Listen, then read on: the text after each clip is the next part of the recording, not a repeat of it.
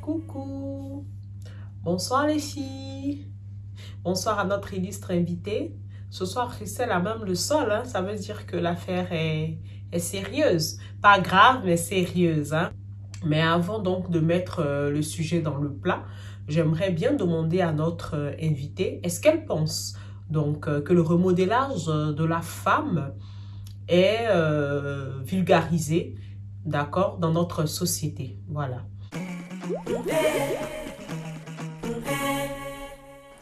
Alors, question posée, qu'est-ce que Kadi Bebou pense du remodélage, donc resserrement vaginal? Mais je crois qu'elle a demandé si c'était vulgarisé. Je ne suis pas sûre que ce soit vulgarisé parce que je n'ai pas souvent entendu parler de ça en dehors des cercles de femmes.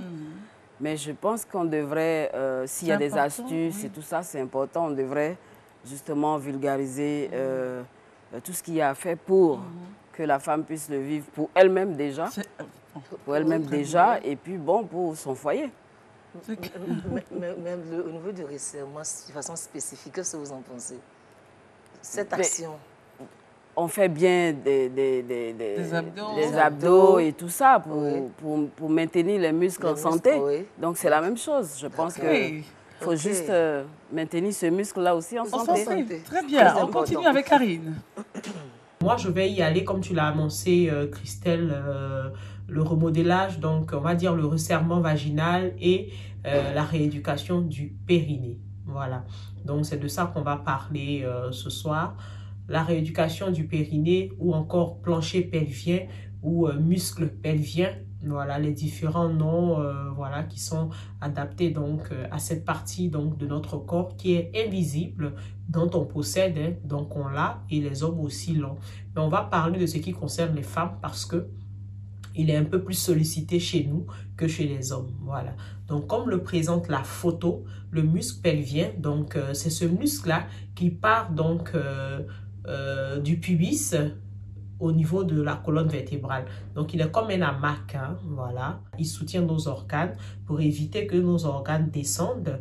Et donc, tous les mouvements que nous faisons de façon naturelle, éternuer, voilà, quand on éternue ou quand on tousse, ça sollicite donc notre muscle pelvien. Comment faire pour repérer ce muscle qu'on ne voit pas? Vous pouvez vous faire aider par votre gynécologue, par votre sage-femme, par votre kinésithérapeute, mais il est simple normalement pour pouvoir le repérer. Un exemple, au moment d'aller uriner, voilà, ou bien vous avez envie d'uriner, la façon dont on retient cette urine-là, voilà, vous permet de connaître un peu la tonicité, voilà, de ce muscle pelvien. Donc, on va faire une respiration, voilà, qui s'appelle la respiration de Kegel, qui est une respiration à qui on a donné le nom d'un éminent gynécologue. Et on a aussi donc la rééducation qui peut se faire par des boules de geisha, comme le montre la photo. Vous aurez plus de détails sur la plateforme 100% femmes parce que nous n'avons pas assez de temps pour vraiment étaler le sujet. Donc, je prends une grande inspiration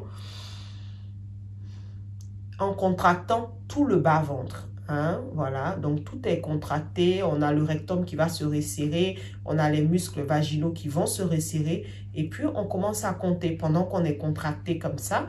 Voilà, on n'a pas besoin, on ne le sent pas hein, quand je le fais et puis on compte 1, 2, jusqu'à 12 secondes au minimum et puis ensuite on relâche. Voilà, on relâche. On attend à peu près 24 secondes, donc le double de la retenue tout à l'heure. Et puis, on reprend l'exercice. C'est un exercice donc, que vous pouvez faire au moins donc, à 10 fois, 10 répétitions. Vous attendez au cours de la journée. Quand vous vous sentez bien, vous le faites. Quand vous serez habitué, vous pouvez le faire à tout moment. Sur ce, voilà, je vous fais plein de bisous sucrés. À très bientôt, toujours amour et humour. Bye bye les filles. Merci Karina. Alors la technique est simple et ça permet, comme elle a dit, de pouvoir travailler au resserrement. Est-ce que vous avez déjà entendu parler de cette technique-là? Non, c'est la première fois que j'entends. C'est la première fois.